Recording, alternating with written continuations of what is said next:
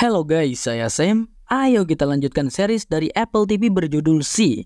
Video ini adalah part yang ke-11. Bagi yang baru gabung, sebaiknya tonton dulu part satunya. Link playlist ada di deskripsi video. Let's go! Ini adalah channel Malfresh, menghadirkan alur cerita yang sangat the best, bisa menghibur dan menghilangkan stres. Yang belum subscribe ya subscribe dulu guys. Episode 22 dibuka dengan memperlihatkan rombongan pasukan Tormada yang masih dalam perjalanan menuju ke Pensa. Tapi di tengah-tengah perjalanan terlebih dahulu mereka COD dengan Triangle Bangki yang membawakan cukup banyak prajurit untuk membantu Tormada. Setelah itu, Bangki pulang lagi ke Trivantian, sedangkan Tormada dan rombongan pasukan melanjutkan perjalanan ke Pensa. Namun beberapa saat kemudian di wilayah hutan, rombongan Tormada tiba-tiba dicegat oleh Seabed dan pasukan pemburu penyihirnya. Jumlah pasukan Seabed ternyata jauh lebih banyak daripada pasukan Tormada. Tormada tidak sebodoh itu untuk mau memerangi pasukan Seabed, sehingga ia memutuskan untuk menyerah dan berlutut di hadapan Seabed. "Aku ingin senjata Dewa Gunturmu itu, Tormada," ujar Seabed. Singkat cerita, Tormada telah dibawa ke kampnya Seabed. Di sana mereka berdua berunding. Seabed menawarkan kerjasama pada pria itu untuk membantunya mengalahkan Maghra dan pasukannya. Setelah mereka berdua berhasil menaklukkan kerajaan Payan, Seabed ingin Tormada menjadi suaminya, berdampingan dengannya menjadi raja dan ratu memimpin kerajaan Payan. Dan jika Tormada ingin memperluas kerajaan ke seluruh dunia dengan senjata Dewa Gunturnya itu, tentu saja Seabed dengan senang hati akan mendukung. Mendengar tawaran itu, Tormada langsung saja menyetujui. Lagi pula sepertinya Tormada juga cukup jatuh hati dengan Seabed yang sefrekuensi dengannya, yaitu sama-sama licik dan jahat. Tetapi Lucien yang berada di sana sedikit menyela. Ia kurang setuju, karena menurutnya mereka tidak bisa percaya pada orang Trivantian. Mungkin kau benar, Lucien. Kalau begitu berikan aku pedangmu, ucap Seabed, sambil mengambil pedangnya Lucien lalu diarahkan ke lehernya Tormada. Ia bertanya pada Tormada, apakah dirinya bisa mempercayai pria itu. "Tentu, ratuku. Aku rasa kau pandai menilai seseorang, jadi kau pasti bisa menilaiku," jawab Tormada. Dan tiba-tiba saja Seabed menusukkan pedang itu tepat di jantungnya Lucien, membunuh pria itu dengan kejam. Karena Seabed tahu, jika membiarkan bawahan yang tidak sepaham dengannya hidup, maka kemungkinan besar bawahan itu akan melakukan pemberontakan terhadapnya. Ilmu penting dari Seabed Kentang yang tidak diketahui oleh Ratu Maghra kita. Scene lalu beralih pada Baba dan keluarga. Mereka resah karena perjalanannya ternyata lebih lama dari yang mereka duga. Harlan lalu mengusulkan agar mereka pergi melalui rute rahasia bernama Lowlands. Jika lewat sana, mereka akan sampai lebih cepat ke kota Pensa. Tapi wilayah itu cukup berbahaya, banyak orang yang menghilang saat lewat sana. Wilayah tersebut tidak ada di peta manapun karena medannya sangat rumit. Rumor mengatakan di sana ada hantu yang menculik jiwa orang-orang. Namun Harlan tidak mempercayainya, ia sendiri pernah melewati Lowlands sebanyak 2 kali. Jadi mereka pun berangkat.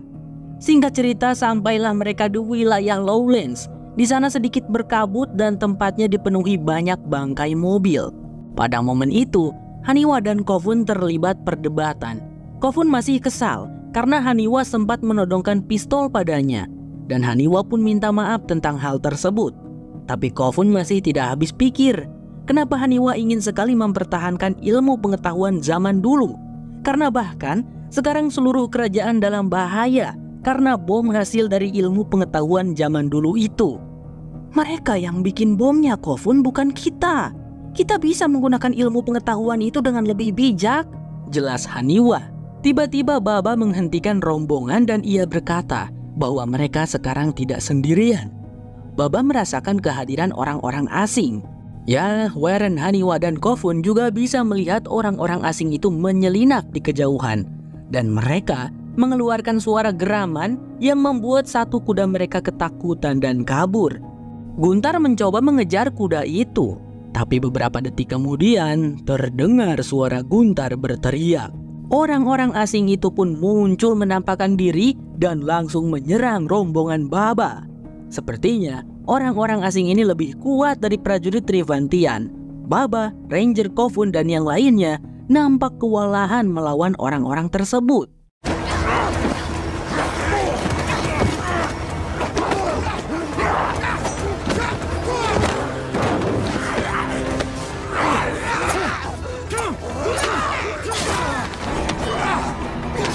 Harlan dan Warren pun malah berhasil tertangkap dan dibawa oleh mereka. Haniwa tentu saja tidak tinggal diam. Ia berusaha mengejar orang-orang asing itu dan berusaha menyelamatkan Warren dengan cara memanah orang asing yang membawa Warren. Berhasil sih, Warren pun terlepas. Tetapi sekarang malah Haniwa yang berhasil tertangkap lalu dibawa oleh para orang asing. Warren yang tak bisa mengejar dan kehilangan jejak para orang asing segera melaporkannya kepada Baba. Baba tentu saja sangat kesal dan khawatir karena putrinya telah dibawa oleh kelompok orang asing. Lalu setelah mengecek salah satu tubuh mayat kelompok orang asing, bisa diketahui ternyata kelompok orang asing ini merupakan sebuah kelompok kanibal pemakan manusia. Mereka hidup seperti hewan dan selalu memburu manusia untuk dimakan. Baba pernah mendengar cerita tentang kelompok kanibal ini dulu waktu kecil. "Gua kira cuman mitos, bejir," ujar Baba. Setelah berpikir cukup lama, diambillah keputusan mereka harus menyelamatkan Haniwa dan Harlan. Tapi Kofun sendirian harus pergi duluan ke kota Pensa untuk memperingatkan Magra dan yang lainnya tentang penyerangan yang akan dilakukan Tormada. Bagaimana jika Haniwa dan Harlan sudah dibunuh sekarang? Lalu Ranger menjawab tidak. Alasan kelompok kanibal membawa Haniwa dan Warren hidup-hidup adalah untuk membiarkan mereka hidup lebih lama agar dagingnya tidak membusuk. Jadi sistemnya seperti kita memelihara ayam. Kita akan potong ayamnya kalau ayamnya memang mau kita masak. Baba dan Ranger pun bergegas mencoba melacak jejak kelompok kanibal, mencari tahu kemanakah mereka pergi membawa Haniwa dan Warren. Haniwa dan Harlan ya, bukan Haniwa dan Warren. Tadi salah guys, sorry ya, ralat. Haniwa dan Harlan sendiri sekarang sudah berada di markasnya kelompok kanibal. Kedua tangan dan kedua kaki mereka diikat dengan kuat. Lalu, di sana betapa terkejut dan syoknya Haniwa saat melihat tubuh Guntar sedang dibakar dan disantap oleh kelompok kanibal. Gadis itu langsung menangis saking takutnya dan Harlan pun berusaha menenangkannya. Kelompok kanibal itu memiliki seorang pemimpin yang badannya lebih besar dari para bawahannya. Scene beralih lagi, kali ini menyorot Magra dan Tamakti yang baru saja kembali ke istana. Dan mereka mendapati semua dewan dan pemimpin kota kerajaan Payan telah terbunuh. Betapa terkejut dan syoknya Magra dan Tamakti. Lalu setelah diteliti, ternyata pelakunya adalah pasukan pemburu penyihir. Tamakti bisa tahu dari tanda yang telah ditinggalkan pada mata para korban. Magra sangat kesal dan marah. Ia benar-benar menyesal karena seharusnya ia tidak memberikan pengampunan kepada Lucien dan pengikutnya itu. Magra lalu mengajak Tamakti dan Kapten Goset untuk menemui seorang pandai besi yang diduga bekerja sama dengan pasukan pemburu penyihir. Sebut saja dia Pak Jalu. Pak Jalu ini diduga membuatkan persenjataan untuk Lucien dan para pengikutnya. Jadi sekarang Magra bertanya padanya di manakah keberadaan pasukan pemburu penyihir. Tapi bukannya menjawab, Pak Jalu malah meludah dan tidak sudi untuk membantu Magra. Alhasil Magra memotong jari kelingking Pak Jalu, lalu mengancam akan memotong jari-jarinya yang lain jika Pak Jalu tidak mau juga memberitahu keberadaan pemburu penyihir. Dengan begitu maka Pak Jalu tidak akan bisa lagi membuat pedang. Akhirnya Pak Jalu pun menyerah dan mau memberikan lokasi markas pasukan pemburu penyihir. Tapi saat Magra hendak pergi, Pak Jalu ini malah mengumpat dan mencela Magra beserta semua keluarganya. Sehingga Magra detik itu juga memerintahkan Tamakti untuk memotong kedua tangan Pak Jalu. Setelah itu pergilah Magra ke markas pemburu penyihir bersama Tamakti, Kapten Goset dan pasukan Payan untuk memerangi mereka. Tapi di sana Magra CS hanya menemukan Silo dan beberapa pemburu penyihir yang bisa mereka kalahkan dengan cukup mudah.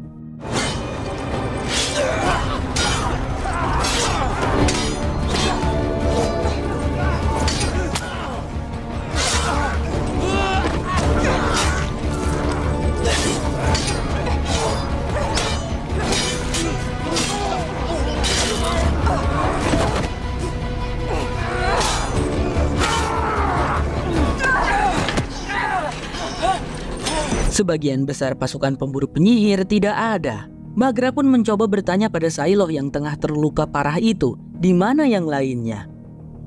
Aku tidak akan memberitahukannya. Tapi kalian sudah kalah. Ratu Sibet bersama pasukan pemburu penyihir akan menghancurkan kota kalian dengan senjata Dewa Guntur, ucap Sailoh. Mendengarnya, Magra Tamakti dan Kapten Goset sungguh terkejut.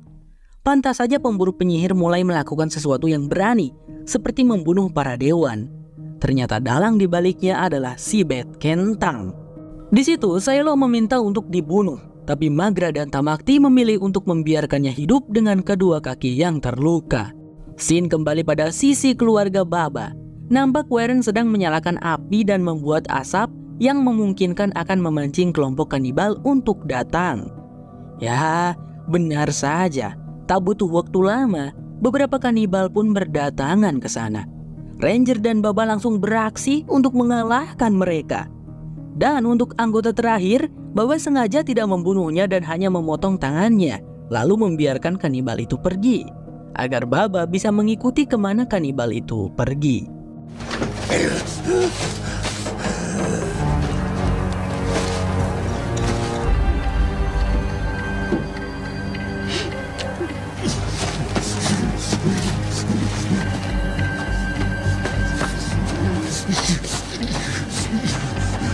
Singkat cerita, sampailah Baba di markas kelompok kanibal dengan mengikuti si kanibal tangan buntung.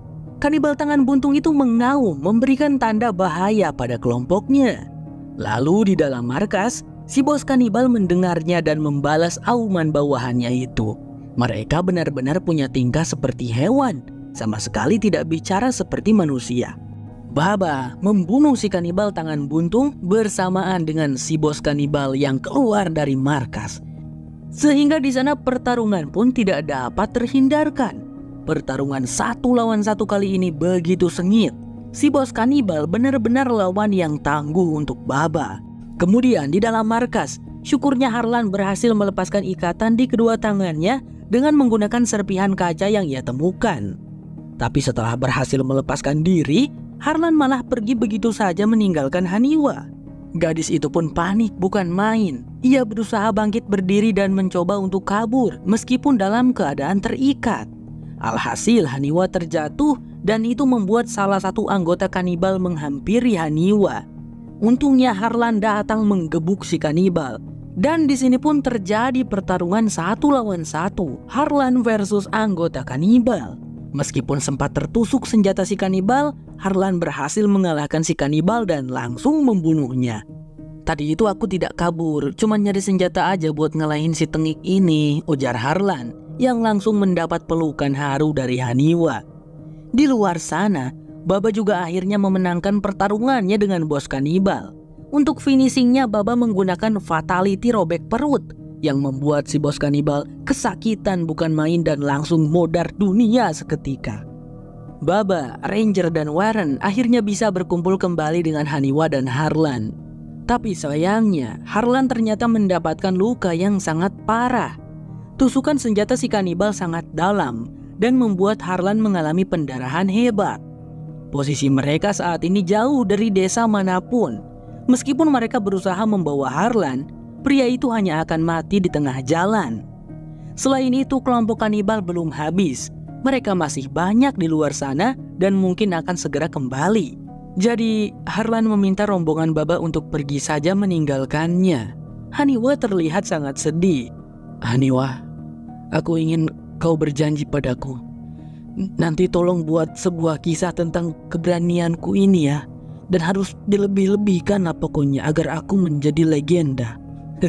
Aduh, sakit sekali, lirih Harlan. Masih sempat-sempatnya Harlan bercanda. Dan sebelum mereka pergi, Harlan memberikan sebuah kunci yang ia minta agar Haniwa berikan kepada Magra. Tolong sampaikan pada Magra bahwa dia pasti mengetahuinya. Haniwa dan kawan-kawan pun beranjak pergi meninggalkan Harlan. Sedangkan Baba masih berada di sana, menemani Harlan di saat-saat terakhirnya. Bawa bos, tolong jangan biarkan mereka menghancurkan kota Pensaku. Setelah mengatakan itu, Harlan pun innalillahi. Di sisi lain, Kofun dengan kudanya telah sampai di wilayah Pensa, tepatnya di dekat tembok Pensa. Pemuda itu terus melajukan kudanya untuk mencapai pintu gerbang. Tapi tiba-tiba Kofun dicegat oleh pasukan si Betor yang langsung memukulnya sampai pingsan. Pasukan si Betor apaan tuh bang? Pasukan Sibet Tormada, Dun. Lalu ternyata Sibet dan Tormada telah selesai melakukan persiapan untuk mengebom kota Pensa menggunakan sebuah alat mesin raksasa peluncur bom.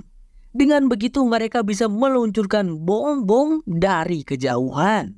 Oh my god, bagaimanakah nasib Pensa selanjutnya?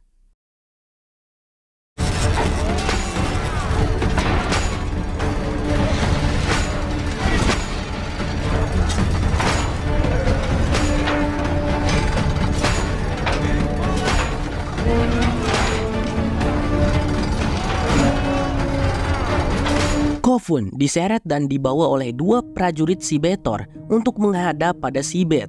Di situ Kofun benar-benar terkejut mengetahui Sibet sekarang telah bekerja sama dengan pemberontak Trivantian.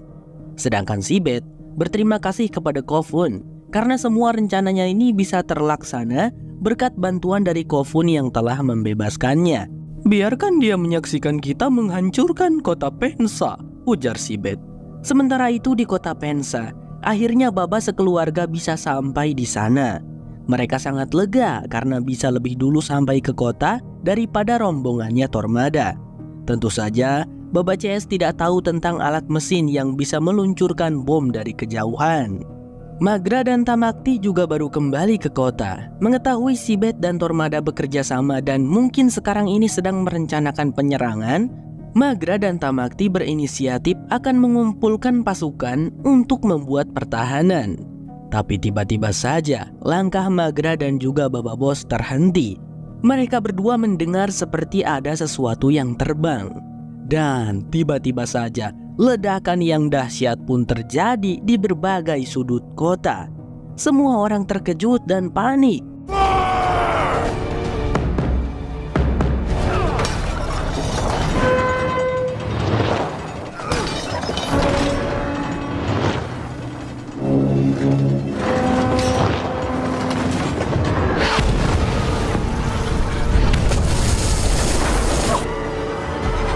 Magra buru-buru bangkit berdiri dan bergegas ke istana untuk menyelamatkan bayi Wolfe. Namun saat akan membawa Wolfe keluar dari istana, bom itu tiba-tiba mendarat di bangunan istana, membuat sebagian temboknya runtuh. Magra dan Tamakti pun tertimpa reruntuhannya.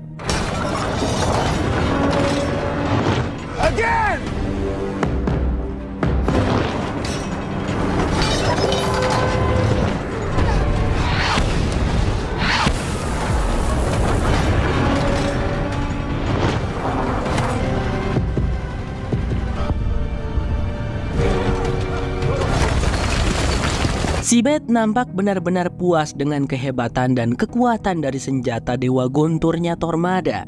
Ia sangat kagum. Sedangkan Kofun terlihat histeris karena ia melihat bangunan istana juga terkena ledakan bom. Kofun sangat mengkhawatirkan Wolfe. Tormada di situ berniat akan meluncurkan bom lagi, tapi Sibet menghentikannya. Kita beri adikku waktu untuk memahami posisinya, biar dia merasakan kematian yang dia sebabkan, ujar Sibet. Di Pensa, Baba dan Haniwa benar-benar panik mengetahui bangunan istana runtuh. Untungnya ada Sino, anjingnya Baba, yang memberitahukan di mana keberadaan Magra, Wolfe dan Tamakti. Segeralah mereka menolong ketiganya. Untung saja Magra, Wolfe dan Tamakti tidak tertimpa reruntuhan yang besar. Mereka bertiga juga dalam keadaan baik-baik saja, meskipun sedikit luka-luka. Baba minta maaf kepada Magra karena tidak berhasil menghancurkan bom-bom Tormada. Magra di situ tampak khawatir saat diberitahu kalau Kofun sudah duluan ke sini, tapi Kofun belum terlihat sama sekali. Tamakti lalu memberitahu Baba bahwasanya Sibet dan pasukan pemburu penyihir telah beraliansi dengan Tormada, dan Magra di situ nampak sangat menyesal. Seharusnya ia membunuh Sibet dan membunuh pasukan pemburu penyihir. Tapi tentu saja tidak ada yang menyalahkan Magra. Magra pun bergegas keluar dari istana karena ingin mengetahui bagaimana kondisi para penduduk. Haniwa pun memberitahunya bahwa banyak orang yang mati dan terluka akibat ledakan bom tadi. Kita harus menolong dan mengobati semua orang. Setelah itu kita pergi mengungsi ke kota Altuna dan mempersiapkan pasukan di sana untuk melawan pasukan Sibetor, ucap Magra.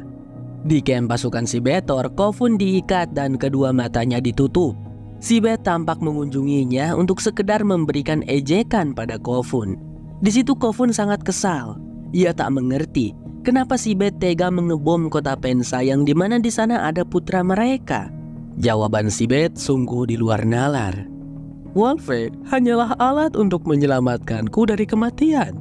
Dia telah menjalankan tujuan sucinya, ucap Sibet. Kofun sampai menyebut wanita itu monster, dan Kofun langsung kena tampar oleh Sibet. Sibet, sadar, kau adalah ibunya Wolfe. Dia membutuhkanmu. Sadarlah Sibet, ujar Kofun. Perkataan Kofun itu membuat Sibet tak bisa menahan air matanya. Karena sejujurnya, Sibet memang menyayangi Wolfe. Dan ia mengatakan kata-kata yang jahat tentang Wolfe barusan itu hanya untuk menguatkan dirinya sendiri. Sibet juga tidak ingin kehilangan Wolfe. Di Pensa, terlihat para warga sudah berkumpul dan Haniwa menuntun mereka hendak keluar dari kota untuk mengungsi. Akan tetapi, ternyata di depan pintu gerbang terdapat banyak sekali pasukan Sibetor yang berjaga. Memang sengaja ditempatkan di sana agar Magra dan semua warga tidak bisa pergi dari kota Pensa. Tidak hanya di satu gerbang, tapi di setiap pintu gerbang keluar kota Pensa. Beberapa saat kemudian, para petinggi yang tersisa berunding di istana. Mereka menyimpulkan kalau Sibet pasti menginginkan kota ini dalam keadaan utuh. Karena Sibet tidak berniat untuk menghancurkan, melainkan ingin mengambil alih kembali kerajaannya. Kemudian Magra berkata, untuk saat ini, kita hanya bisa berharap kalau Harlan akan membawa bala bantuan dari Trivantian untuk melawan pemberontak Trivantian. Tetapi Haniwa segera mengungkapkan kalau Harlan sudah meninggal. Harlan mati karena berusaha menyelamatkanku, Bu, ujar Haniwa sambil memberikan kunci yang dititipkan Harlan pada Magra. Magra sangat terkejut dan sedih mendengar hal itu. Ia memang tidak mencintai Harlan, tapi Magra sudah menyayangi Harlan seperti saudaranya. Tiba-tiba saja tanpa diduga, Kofun kembali ke istana. Ia pun menceritakan tentang dirinya yang tertangkap oleh pasukan Sibetor. Lalu sekarang alasannya bisa kembali ke sini karena disuruh membawakan pesan untuk Magra. Pesan dari Sibet adalah menyuruh Magra untuk menyerah, lalu pergi sendirian menemui Sibet dan menyerahkan kerajaan Payan. Jika Magra tidak mau melakukannya, maka Sibet berjanji akan meratakan kota Pensa dengan bom sampai menjadi abu. Magra tanpa pikir panjang berniat untuk melakukan perintah dari Sibet. Tapi tiba-tiba Magra pingsan karena kepalanya yang terluka. Di camp Sibetor, Tormada menemui Sibet untuk menanyakan mengapa mereka tidak menghancurkan saja kota Pensa sampai menjadi abu. Lalu Sibet menjawab dengan realistis, "Aku memperjuangkan ini bukan untuk berkuasa atas puing-puing dan mayat, Tormada," jawabnya. Ya benar juga sih apa kata Sibet. Lebih untung menaklukkan daripada menghancurkan. Sibet di situ menjamin bahwa Magra pasti akan surrender atau menyerah. Tapi guys, sebenarnya menurut saya ada untungnya Magra membiarkan Sibet hidup dan bergabung aliansi dengan Tormada. Sebab jika bukan karena Sibet, maka kota Pensa pastinya akan terus dibombardir sampai hancur oleh Tormada. Beberapa saat kemudian Magra untungnya siuman. Baba pun melarang Magra untuk pergi, karena Sibet mungkin saja akan membunuh Magra setelah Magra menyerahkan diri. Lalu apa yang harus mereka lakukan sekarang? Magra pun tiba-tiba teringat tentang kunci pemberian dari Harlan. Harlan selalu 3 langkah lebih maju dari mereka, jadi kunci ini pasti ada gunanya. Dicarilah oleh Magra dan Haniwa sesuatu yang mungkin bisa dibuka menggunakan kunci tersebut. Dan singkat cerita, Haniwa menemukan sebuah kotak yang terkunci. Lalu kunci dari Harlan itu berhasil membuka kotaknya. Awalnya saya mengira isinya itu berupa senjata api gitu, ternyata bukan teman-teman. Isinya adalah sebuah peta kota Pensa. Lalu apanya yang berguna?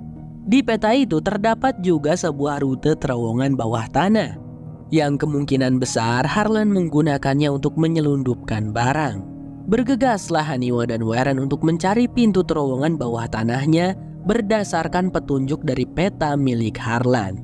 Singkat cerita, kedua gadis itu akhirnya berhasil menemukan sebuah gubuk yang di dalamnya terdapat sebuah pintu palka yang mengarah ke terowongan bawah tanah.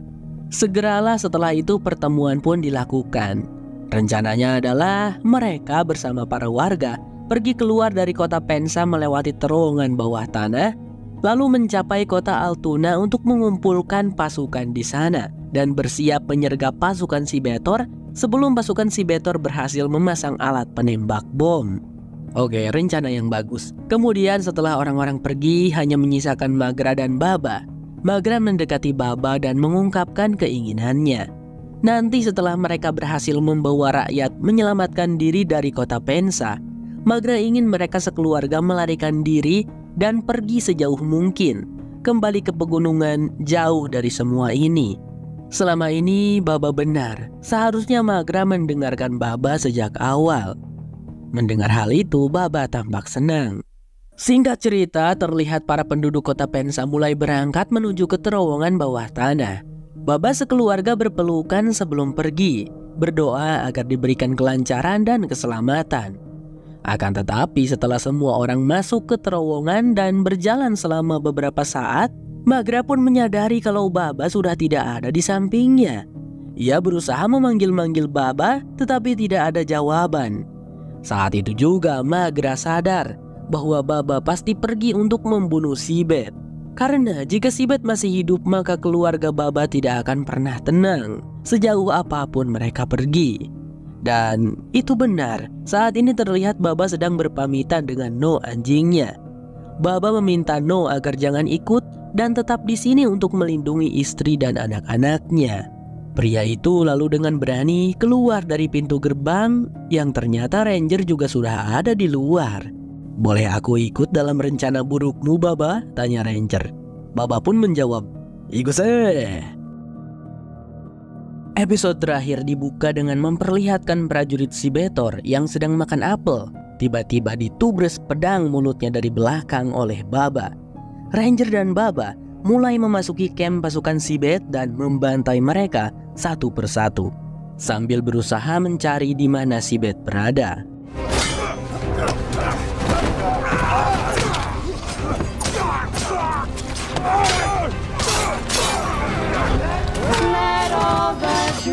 Kofun bertanya pada ibunya, jika semisalnya Baba berhasil pun membunuh Sibet, bagaimana caranya Baba menyelamatkan diri? "Dia tidak berencana untuk menyelamatkan diri. Itu misi bunuh Dirman. Kita harus membantu Baba," ujar Magra.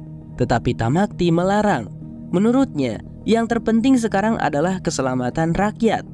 Mereka harus bergerak cepat sebelum Sibet melancarkan bom lagi. Jangan sampai terowongan bawah tanah ini menjadi kuburan massal untuk mereka semua. Jika itu terjadi, maka pengorbanan Baba akan berakhir sia-sia. Apa yang Tamakti katakan itu memang benar. Jadi dengan terpaksa, Magra menyetujui untuk terus melanjutkan tanpa Baba.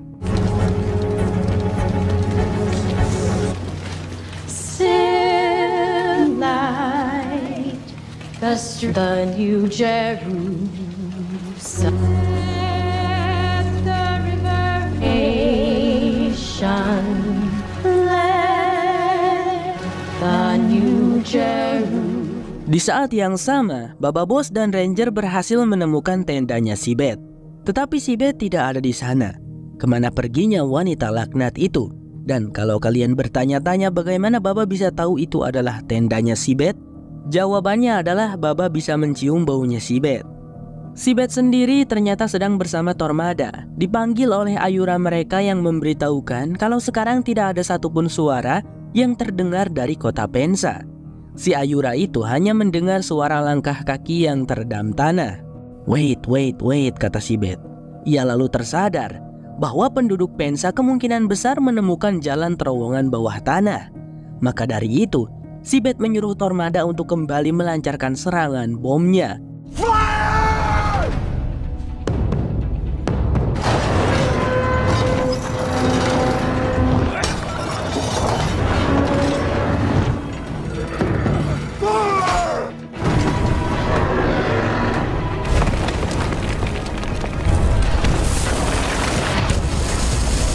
Seluruh penduduk Pensa pun menjadi panik, merasakan getaran bom yang diluncurkan. Tamakti memerintahkan semuanya untuk terus bergerak. Tetapi karena bomnya terus diluncurkan, terowongan yang berada di depan menjadi runtuh. Kofun yang berjalan duluan juga harus tertimpa reruntuhannya. Untungnya sih Kofun tidak kenapa-napa, cuman luka-luka sedikit aja. Lantas sekarang apa yang harus mereka lakukan? Lalu Magra berkata, "Jika kita pada akhirnya akan mati, maka kita harus mati dalam memperjuangkan tanah air daripada mati bersembunyi di bawah tanah." Tamakti, Kofun, Haniwa, dan yang lainnya setuju dengan gagasan dari Magra. Baba dan Ranger masih bertarung dan berjuang bersama mengalahkan para prajurit si Betor. Dan di saat yang sama, si Ayura akhirnya menyadari akan hal itu dan langsung memberitahukannya kepada Sibet dan Tormada. Salah satunya berbadan besar, ucap si Ayura. "Wah, ada Bapak Bos," ujar Sibet cukup kaget. Tormada pun mengerahkan pasukannya untuk mencari dan menangkap kedua penyusup itu. Tapi pasukan si Betor kesulitan untuk mencari Ranger dan Baba karena kedua pria itu pura-pura mati bersama jasad-jasad pasukan si Betor yang sudah mereka bunuh. Setelah situasi aman, keduanya segera bangkit dan memulai rencana baru, yaitu menemukan bom milik Tormada untuk mereka hancurkan. Sementara itu, terlihat Magra datang untuk menemui Sibet. Ia menggemerincingkan cincinnya agar Sibet mendekat padanya. Ya, Sibet segera menghampiri sang adik. Di situ awalnya Sibet ngetaunting-taunting, recall karena ini adalah kemenangan besarnya atas Magra. Tetapi semuanya berbeda setelah Magra memeluk Sibet sambil menangis, lalu mengatakan bahwa mereka berdua meskipun saling membenci, tapi mereka juga saling menyayangi. Apakah Sibet juga ingat kenangan mereka kecil dulu, di mana Sibet selalu ada untuk Magra sebagai kakak yang sangat baik dan penyayang. Sebelum semuanya berubah, sebelum tahta kerajaan membuat Sibet seperti sekarang ini. Sibet pun ikut menangis mengingat semua kenangan itu dan juga menyadari fakta bahwa sekarang dirinya terpaksa harus membunuh Magra, adik kesayangannya. Hal itu sungguh membuat hatinya sangat sakit. Tapi sebelum itu terjadi, Magra keburu duluan membunuh Sibet menggunakan senjata miliknya Sibet, menusukkannya tepat di leher sang kakak. Namun Sibet terlihat ikhlas menerimanya. Bahkan ia mengecup kening Magra sebelum menghembuskan nafas terakhirnya. Lalu dia terkulai jatuh dalam pelukan Magra. Magra pun tak bisa menahan tangisnya. Di saat yang bersamaan, Kapten Maddox berhasil menemukan Baba dan langsung mengajaknya berduel. Sementara Ranger juga dikeroyok oleh beberapa prajurit si Betor. Kapten Maddox ini sangatlah kuat. Baba sangat kewalahan dan hampir saja mati kalau Ranger tidak datang menolong. Tapi sekarang malah Ranger yang hampir mati karena serangan-serangan Kapten Maddox yang sakit full damage. Lalu di saat Kapten Maddox akan melayangkan sabetan, tangannya keburu dipotong oleh pedang Baba. Kemudian dia dieksekut dengan cara lehernya digorok oleh Baba. Tormada yang mengetahui kalau Sibet telah dibunuh langsung saja memerintahkan pasukannya untuk membunuh Magra. Tapi di sana Tamakti datang melindungi Magra, lalu memberikan senjata khas milik Magra agar sang ratu bisa ikut bertarung. Kofun, Haniwa, dan Warren juga datang ke sana turut serta dalam pertarungan. Tetapi bom terus diluncurkan dan diledakkan ke kota Pensa.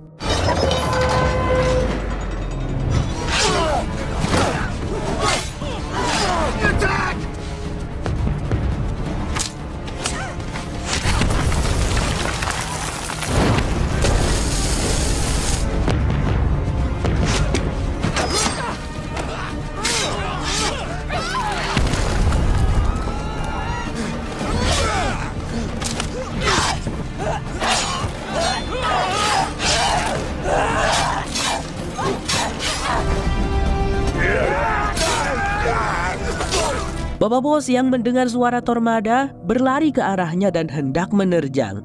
Namun Tormada mengantisipasinya dengan sebuah bom kecil yang kita sering sebut granat.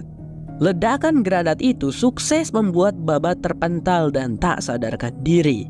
Untuk memastikan Baba benar-benar mati, Tormada hendak melemparkan satu granat lagi. Tapi saat ia baru saja menarik pemicunya, Ranger tiba-tiba muncul dari belakang menerjang Tormada sampai jatuh dan menindihnya. Otomatis granat yang dipegang Tormada juga tertindih oleh tubuhnya dan duar ngabeleduk. Tentu saja dipastikan Tormada benar-benar sekarat karena granat itu meledak tepat di perutnya. Tapi belum cukup dengan itu, Ranger segera mengakhiri hidupnya Tormada dengan cara menusuk matanya Tormada. Sungguh kematian yang sangat menyakitkan. Namun bom terus diluncurkan dan diledakkan ke kota Pensa.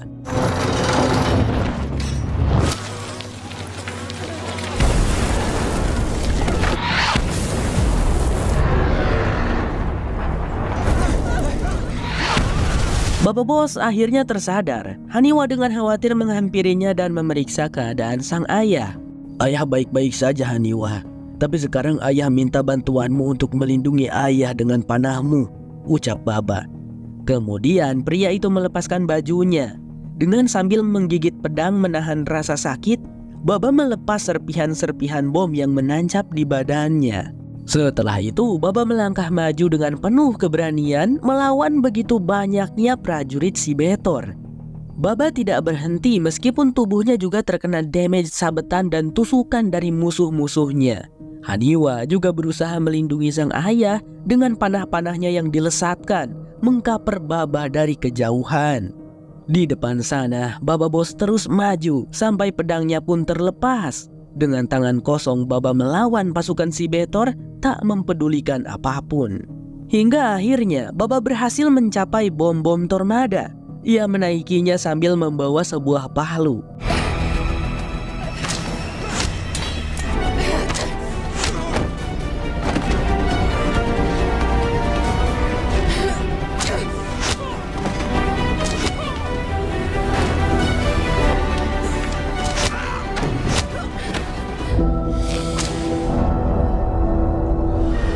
Di saat yang bersamaan, Kofun, Magra, dan Tamakti masih berjuang melawan pasukan si Betor.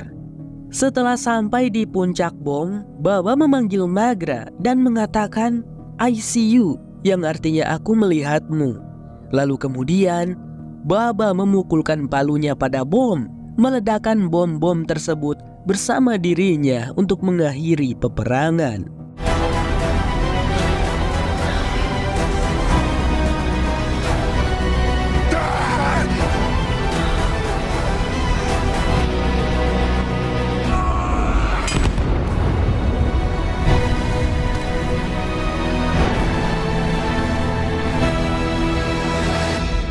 Walah, tragis sekali nasib Baba Bos. Tapi full respect ya guys.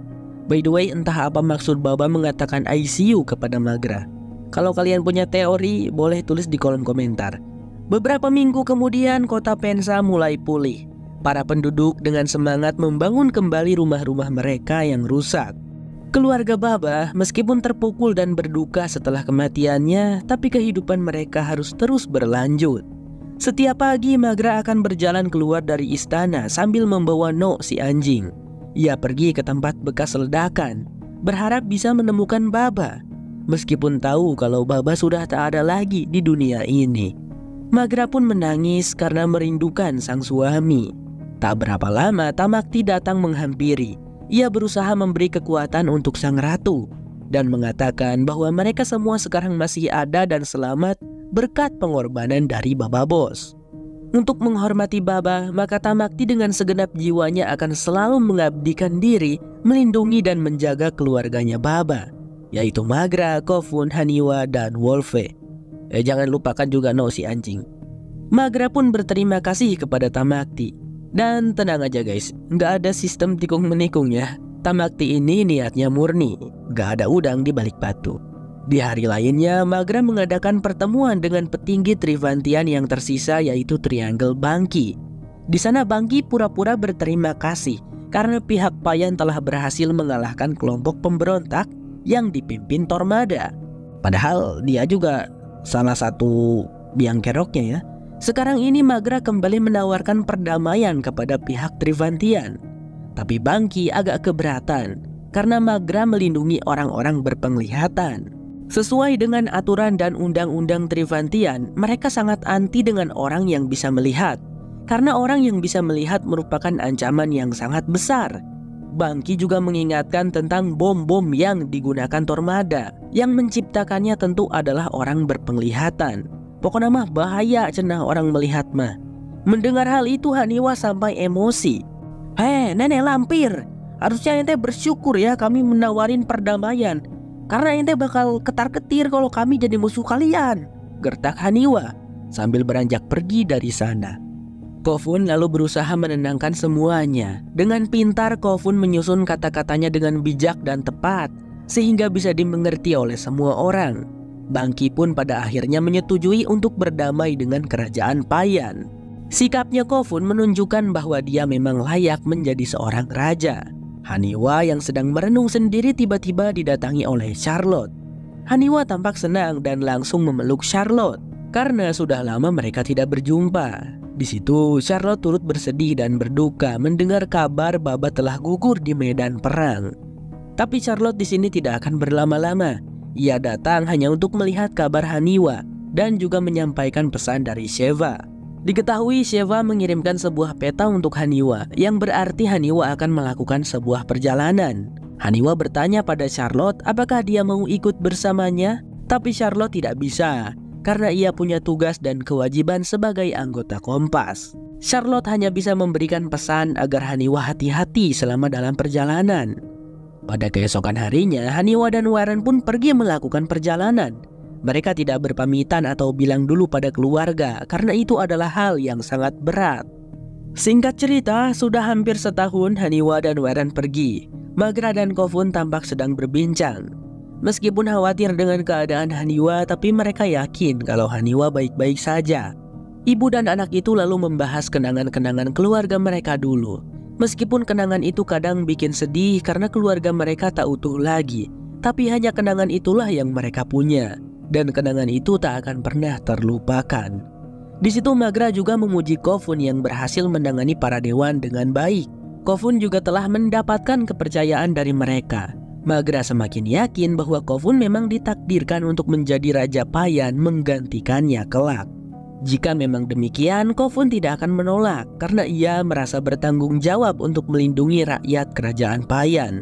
Tapi ibu, aku sudah lama memikirkan ini. Aku tidak akan bisa sepenuhnya melayani rakyat dan anakku jika caraku memandang dunia berbeda dari mereka. Maksudku, aku sudah cukup melihat. Aku ingin hidup di dunia yang sama dengan anakku. Aku ingin mendengar, merasakan, mencium sama seperti dia, ucap Kofun. Maksudnya Kofun adalah dia ingin menghilangkan kemampuan melihatnya. Magra tidak akan melarang selama itu adalah keinginan sendiri dari Kofun. Tapi Magra ingin memastikan apakah Kofun yakin karena tidak akan ada jalan untuk kembali. Ya, aku yakin Bu, jawab Kofun. Di bagian akhir diperlihatkan Haniwa dan Warren yang sudah sampai di sebuah bangunan besar di sebuah kota yang sudah runtuh. Mereka akhirnya berhasil mengikuti petunjuk peta dari Sheva setelah berbulan-bulan. Di sana tanpa disangka Haniwa dan Warren menemukan orang-orang yang bisa melihat. Mereka memiliki banyak sekali buku-buku tersimpan di rak perpustakaan, dan orang-orang itu tampak sedang sibuk meneliti atau membuat sesuatu. Mikaela, seorang wanita yang merupakan pemimpin di tempat itu, menyapa Haniwa dan Warren. Ia bersama para pengikutnya menyambut dengan baik kedatangan Haniwa dan Warren, mempersilahkan mereka untuk menjadi bagian dari keluarga besar itu. Selesai. Begitulah akhir dari cerita seri C. Berapa nilai kalian dari 1 sampai 10? Bang Sam pengen tahu. Dan juga jangan lupa tulis pendapat kalian di kolom komentar. Seri C ini tidak akan ada lagi kelanjutannya, sudah tamat di sini teman-teman. Terima kasih udah nonton sampai habis dan sehat selalu buat kalian. Sampai jumpa lagi di alur cerita seri seru lainnya. Bye-bye.